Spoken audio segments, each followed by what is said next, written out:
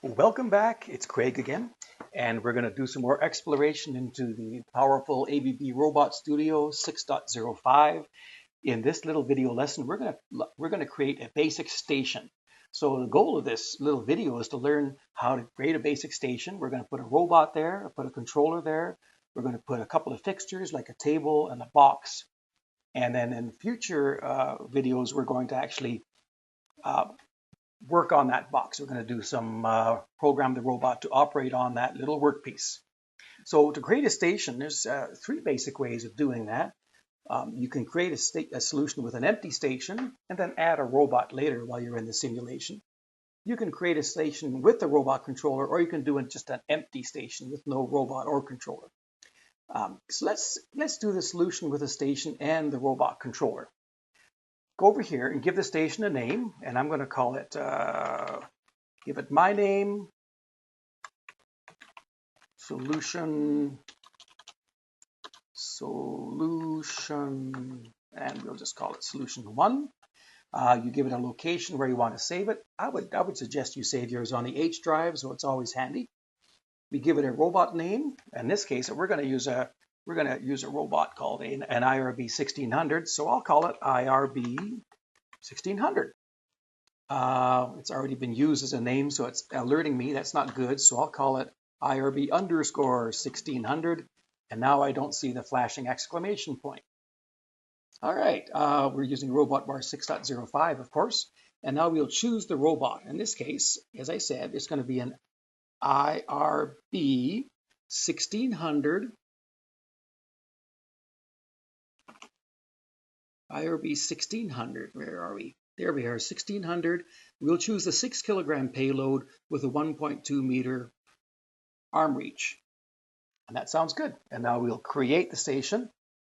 And there will be a few moments while the controller boots up over here and the station loads. So I'll just pause the recording until the station shows up. And the station showed up. So now, if we want, we can view the entire station. A control shift with the left mouse lets me pan around, and a control with the left mouse, rotate around, and control with left mouse lets me pan. So there's the robot we're going to be using for this first work cell. Now, next thing is we'd like to get a tool and attach it to the end effector. You can see the end effector has no tools on it right now. There's just an empty tool plate. So let's find a tool and add it on. So in this case, we're going to go up to the ABB library, and we're going to find not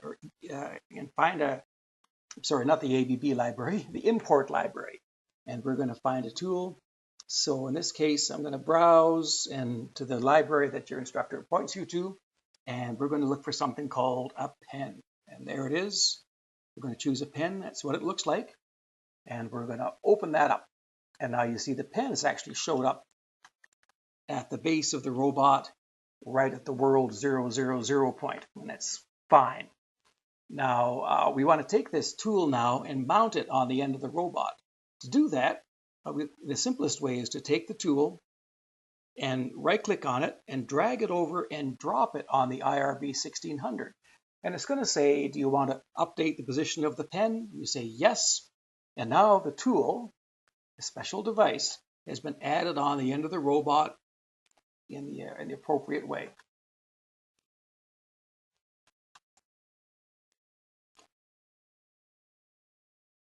Okay, now we've imported the tool, we've attached it on the robot. Now let's bring in a controller cabinet. Now the controller cabinet itself is not something that's necessary for the simulation to work, but there are always controllers with robot arms, so let's put one in. So we're going to go to Import Library. We're going to choose the equipment and an IRC5 control module. That should be just fine. So we're going to place that down there, and of course it lands on the world 000. So we have to move it. So we'll go up to our freehand, choose the move function, and we'll just drag that little controller to a safe location off to the side, so it's not going to be impacted by the robot, and it looks just fine sitting out there. All right, now At this point, it's time to bring in some furniture. So I think we're going to bring in a little table here. So in order to bring in the table, again, we're going to go to import geometry. And geometry, of course, is just models, just 3D hardware. So we're going to import geometry, we're going to browse, and we're going to find the table. And there we see a table.sat. Now, all these SAT files, as I mentioned before, they can be created in SolidWorks and saved as an SAT file and then brought into Robot Studio. So we're going to put the table down there. And there you see the table. We'll just drag it forward a little bit. We can put it anywhere we want to have it. But we'd like to be a little bit more precise in where we place this particular table. We want to have it at a specific location. So in order to do that, we're going to try positioning the table, not with the arrows, but with actual discrete numbers. So you go over to table, the table icon in the layout editor, and you right click on it. And if you see position right here, we choose position, and we're going to set the position. And now we can reference it to any coordinate system we want. But in this case, we're going to leave it at world, and we're going to position the table at 600 on the x-axis, 0 on the y-axis, and 0 on the z-axis. And you can see a little ghost of where the table is going to show up. And now we're going to rotate the table a little bit. Let's rotate it, let's say minus 30 degrees on the z-axis. We'll just rotate it and gives it a little bit of an angle. And we'll apply that, and the table is now sitting at its correct location. Next thing we're going to do is going to bring in a small box. Again, we're going to go up to import geometry. We're going to browse around and find the box, box.sat. We're going to open that up, and we can see the box now shows up on the floor, as you can see here. And we want to move that box on the table.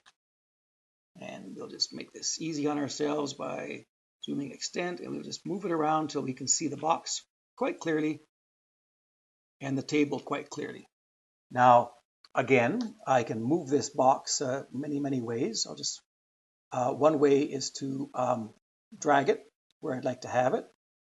Another way is to go into the box, right click on it. I could set its absolute position if I wanted to, if I knew what that position was. I could do that. And the third way is I could use the table's geometry and the box's geometry to kind of find a compromise between the two. So in this case, I'm going to do that. I'm going to choose right click on box, and I'm going to position, but I'm going to position placing it using, I have several ways, 1 point, 2 point, 3 point, or frame or 2 frames, but I'm going to use 2 point in this case. So we're going to place it by 2 points. You click on that. Now we have 4 sets of coordinates. The first one is the first point on the box to the first point on the table. Then we have the second point on the box to the second point on the table. So we'll go to the first point on the box. We'll choose the object, the part selection, and we're going to choose snap to end. That's going to make our selection much easier. So primary point over there, we're going to choose the lower right-hand corner of the box to the lower right-hand corner of the table. Now we're going to go to the lower left-hand corner of the box. Wait for that little ball to show up. There it is. To the lower left-hand corner of the table. And there's my little ball. And you can see the red line is the first coordinates it'll try to hook up. And the second coordinates will be the green line. And if everything works out well, these 2 points should actually touch. And these 2 points will just be as close as they can be along the same line. So we're going to apply that, and our box shows up on the table. Neat as you please. All right, now if you have problems with this, if it didn't show up the way you wanted it to show up, as it shows right here, you can take this and Control Z, or just do an undo up in the corner here, put the box where it was, and try again. Sometimes you miss those little tiny balls, and the box does not move the way you'd like it to. Now, this is a very good time for you to actually save your work. So we're going to go File, Save Station As, and then you can give it a name, in this case, Craig Solution 2. And we'll save that. In the next video, we're going to actually program the robot, jog the robot around on the box.